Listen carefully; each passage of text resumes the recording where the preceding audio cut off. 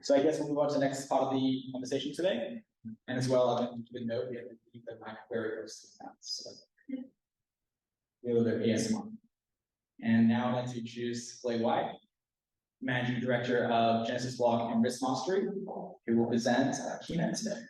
I will share.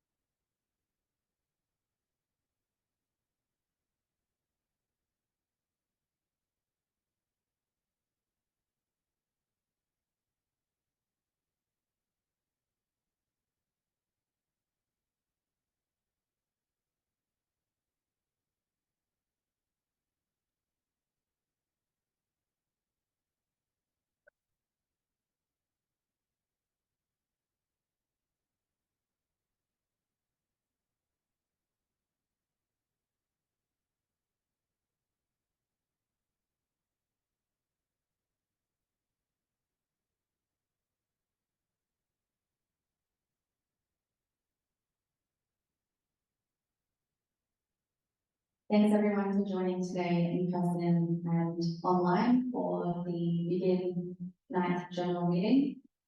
It's wonderful to be back in Australia and to see so many of our international guests here, and in advance of all of the fantastic conversations that we will have this week, thank you to everyone who has been involved in the development of Block 9. I want to say that I really think we ought to give some credit to Solviz and to Blockchain APAC for all the hours that they have put in for the actual logistics. There is so much work that goes on behind the scenes to put these events together. I'm really looking forward to participating, so a special thank you for all of your efforts. So on our first slide,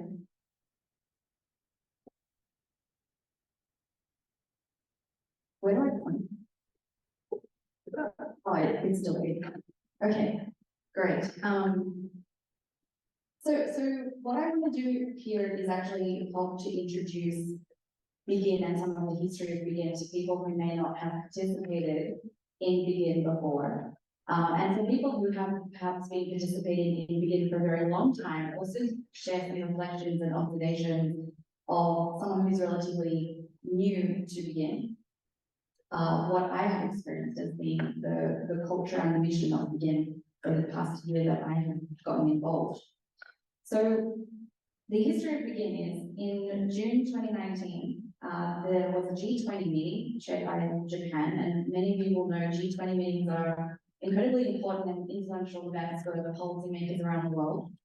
But what was special about the June 2019 meeting was the explicit acknowledgement of decentralized finance.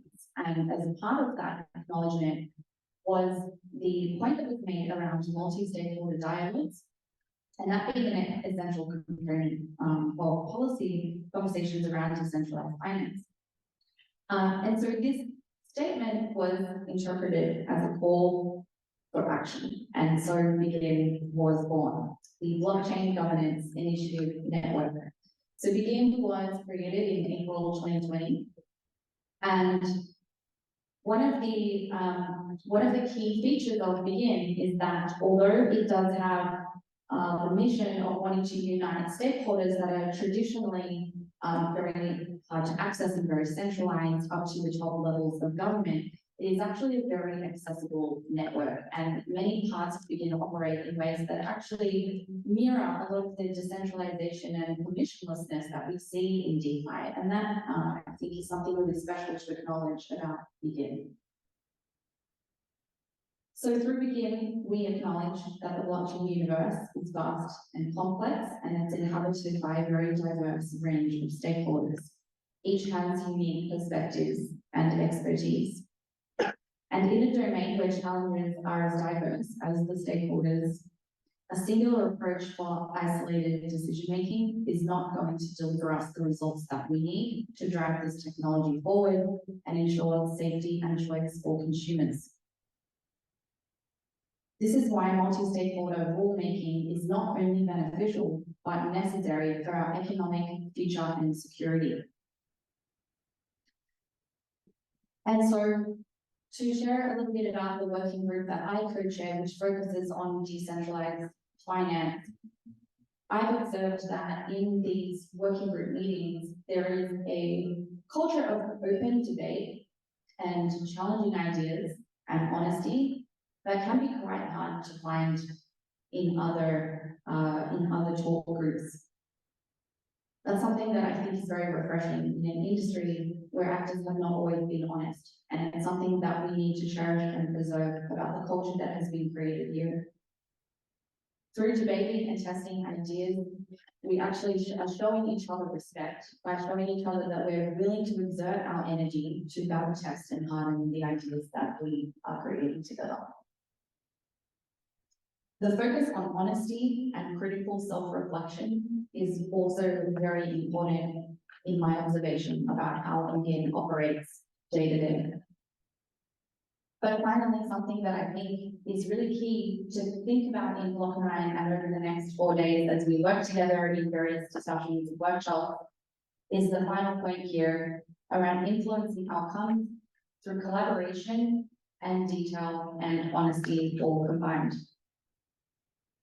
BGIN has a strong focus on outputs, and this has resulted in the production of collaborative research papers involving academics and builders.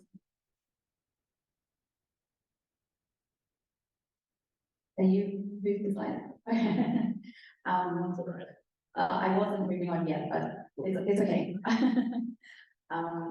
The point that I want everybody to bear in mind over the next 4 days is that BGIN is not intended to be a talk fest. We're here to drive outcomes forward. And we do that in a way where we say, well, we're going to have conversations, of course, but that's not where it ends. We are going to document our conversations. We're going to use the documentation process to ensure rigor and structure around our ideas and conversations.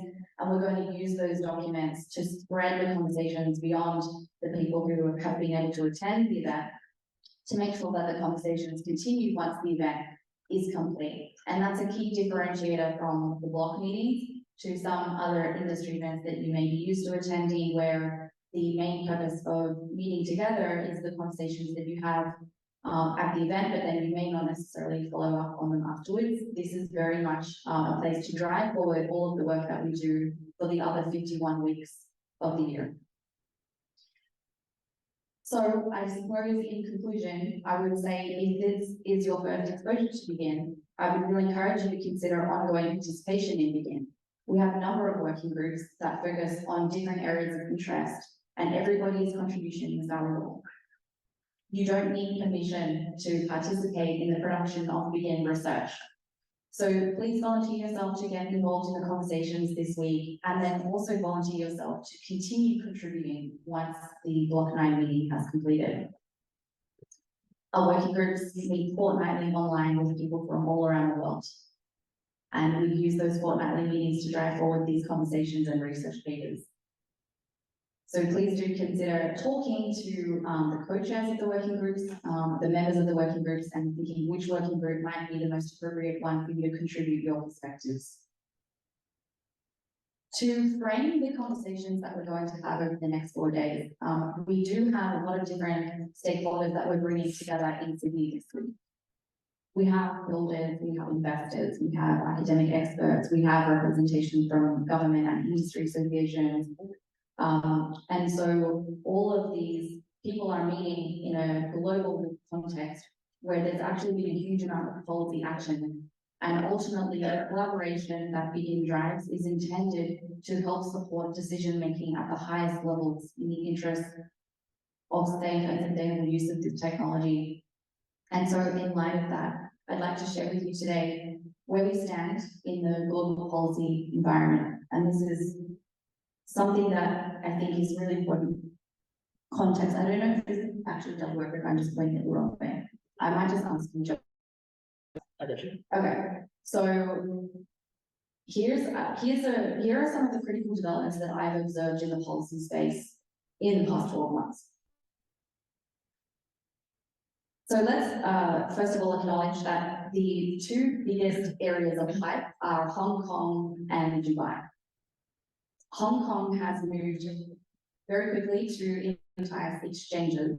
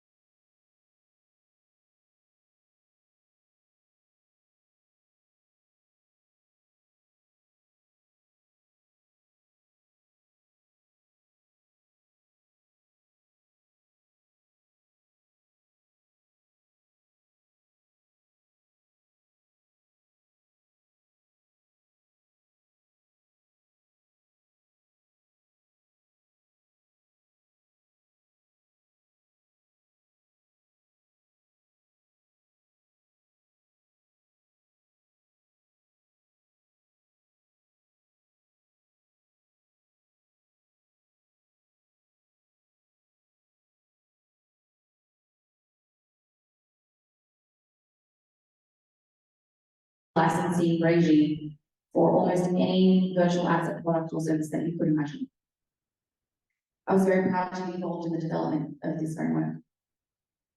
There is a huge appetite for venture capital investing in the Gulf as well, particularly in Saudi Arabia and in Abu Dhabi, who have just launched a DAO policy regime this month.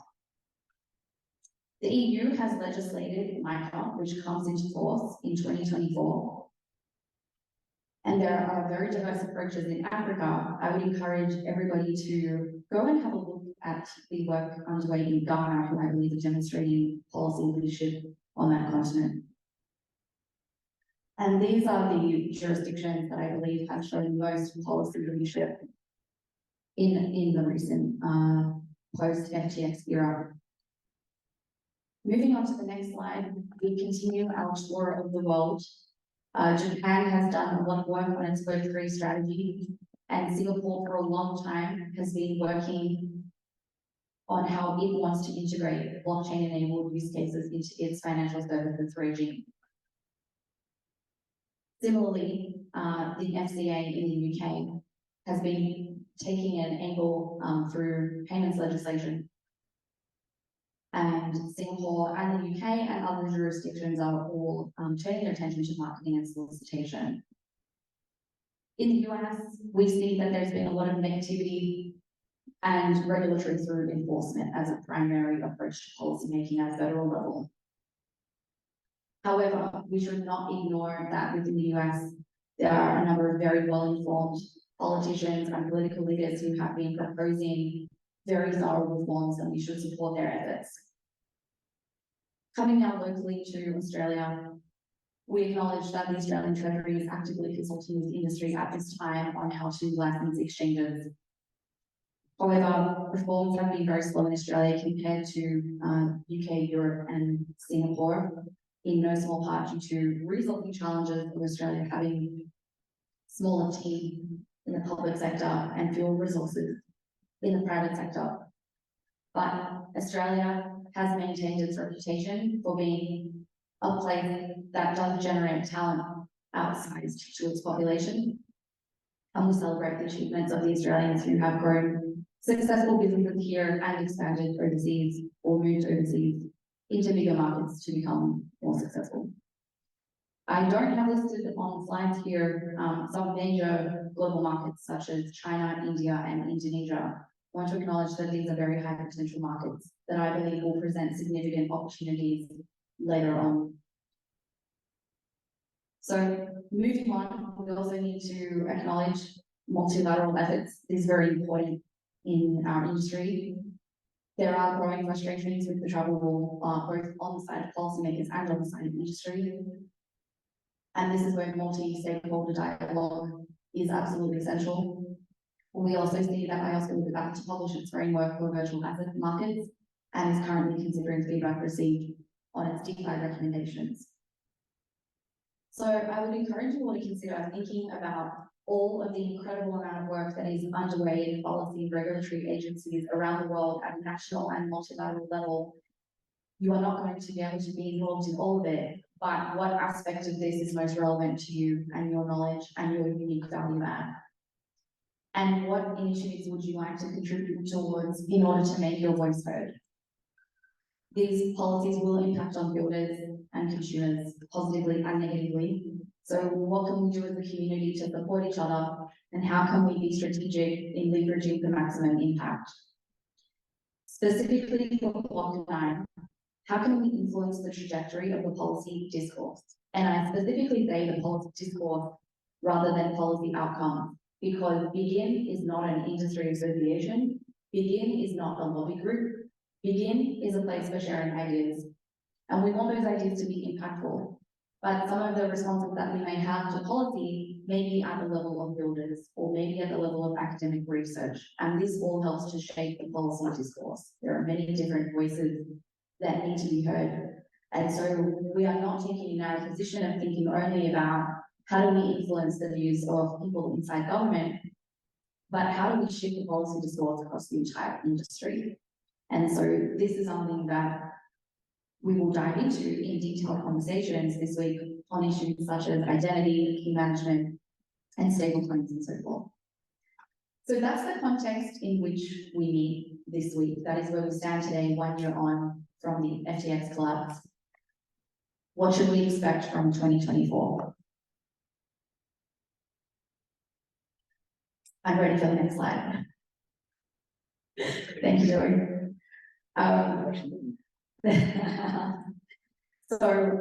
The key focus going forward, I think, needs to be the intersection of emerging technologies.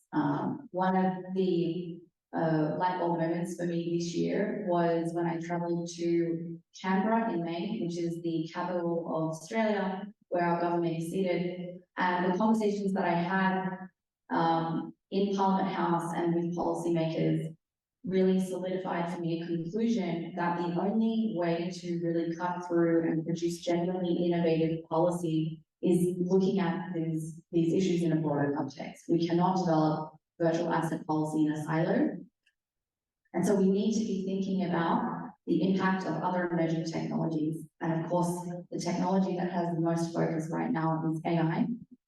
And so looking forward to how this will change the structures of our economy. We also need to make sure we are interoperating with the conversations that are happening across tech, data, identity, and security. This creates an even more complex challenge. It's hard enough to think about and solve problems for blockchain policy, let alone all of these other conversations. But I truly believe that a top-down, principles-based approach is the only sensible way forward, and it must be grounded in transparent policy principles. I strongly urge every stakeholder in the system to demand transparency from your governments. What are the principles that they are using to formulate policy and regulations? And are they able to articulate what those principles are? Using the example of the internet, which is a marvel of multi-stakeholder governance, its success over the past 3 decades stands as a testament to what collaborative efforts can achieve. And while the modern internet is nowhere near perfect, its mere existence speaks to the spirit of cooperative governance and shared responsibility that industry leaders who are pioneering new technologies can achieve. This is what BGIN seeks to emulate in the blockchain space. And in the relatively short time since its inception, BGIN has produced critical documents on these topics. I would encourage each working group and BGIN participant to consider in the future documentation that we produce how we can draw more linkages to this broader context. To provide an example of an important policy issue that I believe many governments will face in 2024 is the question of bespoke regimes. IOSCO's mantra of same activity with the same regulation is being applied in Australia, Singapore, and the US, where there is no recognition of utility tokens. On the other hand, tokens do receive acknowledgement under regimes such as MICA and BARA. Whether or not to create a bespoke regime will be a key decision point for policymakers that have not yet determined the direction that they want to take and are looking at these divergent approaches around the world in order to decide how they will handle policy in their own jurisdiction. but all regimes will need to be continually revised if they are not taking into account the restructuring of the economy that technology is driving. There are a lot of highly altruistic and idealistic individuals who collaborate to create public goods and knowledge commons, particularly through BGIN, which has such a wonderfully spirited community. I don't want to see any of these efforts go to waste, and so I would like to share a few tactics for consideration by people who are involved in producing these public goods. First, connect with the policy stakeholders that are committed to the truth. It is a sad reality that I learned the hard way through 10 years of working inside government that not all decision makers are actually interested in policy. Get to know the politicians that operate in your jurisdiction or area of relevance and try to understand who is actually interested in policy frameworks or what are the other motivations that are driving them, whether it's ideology or business interests. And then make sure that you're telling the message to people in those positions of power who can become your allies. Be strategic in devoting your resources towards the areas of highest impact. This is my second piece of advice. It means that you're going to have to develop unique engagement strategies for different stakeholders. You cannot approach a government as a homogeneous group. My third and final piece of advice is, in the spirit of BGIN discourse, to be honest with yourself and reflect on our aspirations versus the reality of the direction that this industry is taking. We're all here today because we see the potential of this technology to improve the world. But we have to acknowledge the very real risks and challenges that face our path.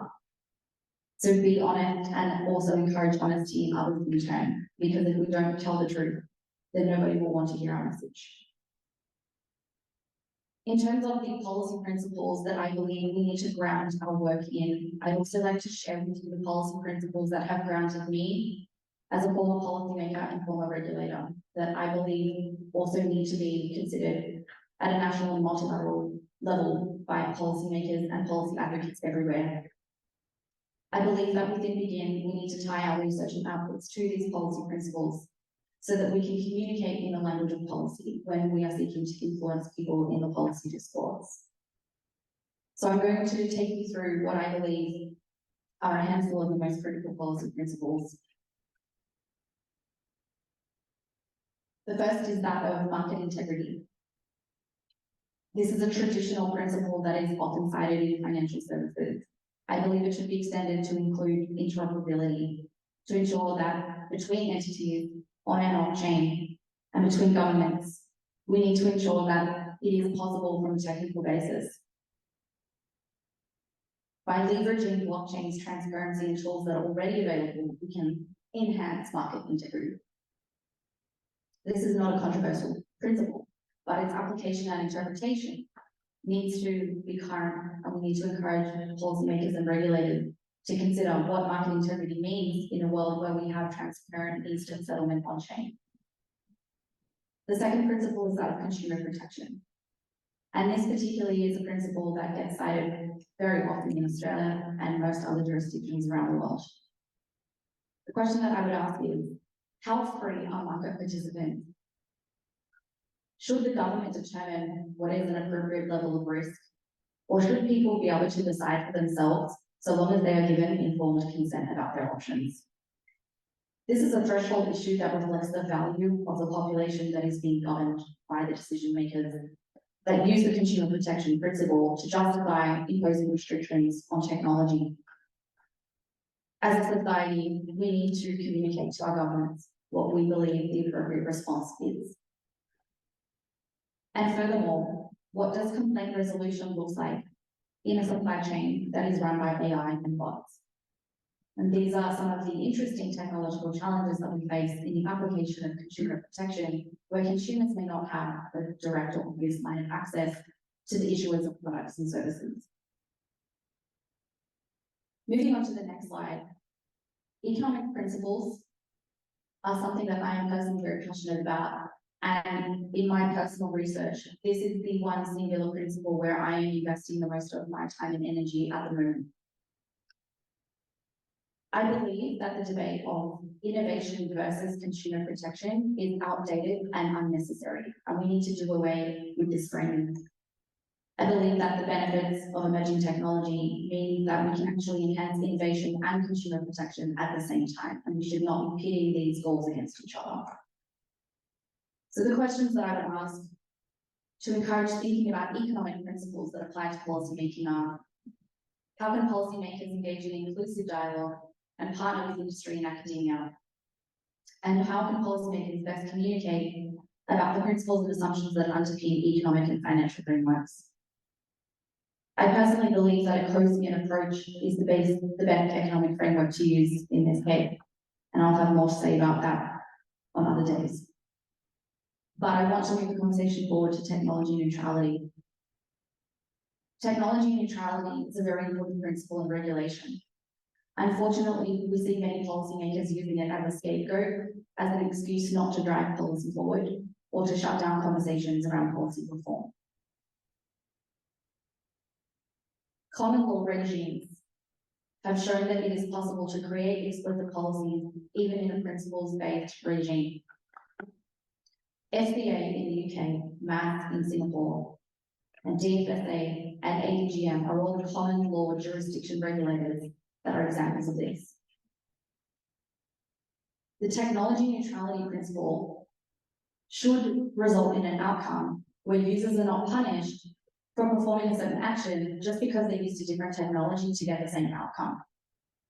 At the same time, we need to question what technology neutrality looks like when technology itself is changing the risks of engaging with a certain activity or service.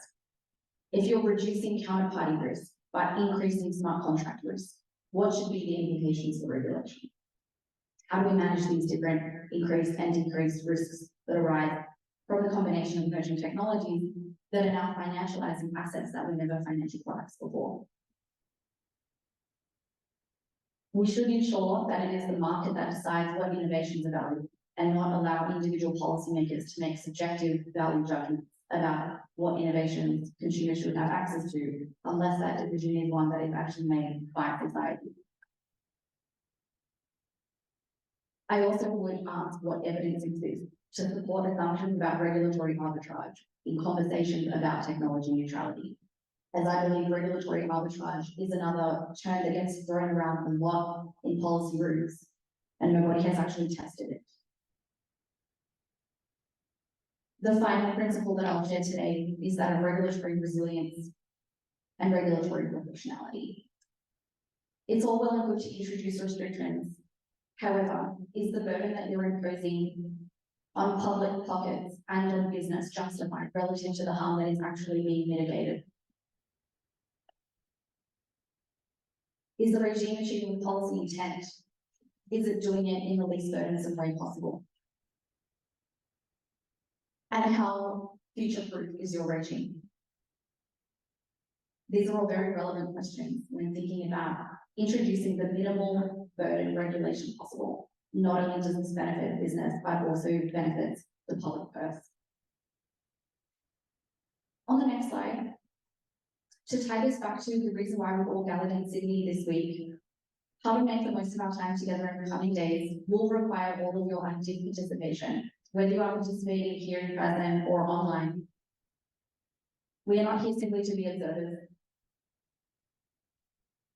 As I said, BGIN prioritizes impact through action. So please ask questions and state your views in all of the workshops. Please volunteer to co-author our future policy research documents. Finally, this is an invaluable opportunity to collaborate with experts who have come together in Sydney from all around the world. So as we dive deep into the nuances of blockchain governance, financial applications, identity management, and other key challenges facing the industry, let's make sure we make the most of each day by unraveling all of the facets of this multifaceted technology. We will remember the context in which we are meeting to gather, discuss, and work. We will explore and debate, and remember that we will be documenting our findings for the benefit of the broader community to ensure that the work does continue beyond these brilliant 4 days that we will share together. Thank you very much for the honour of delivering this keynote speech at the opening of BGIN's 9th General Meeting.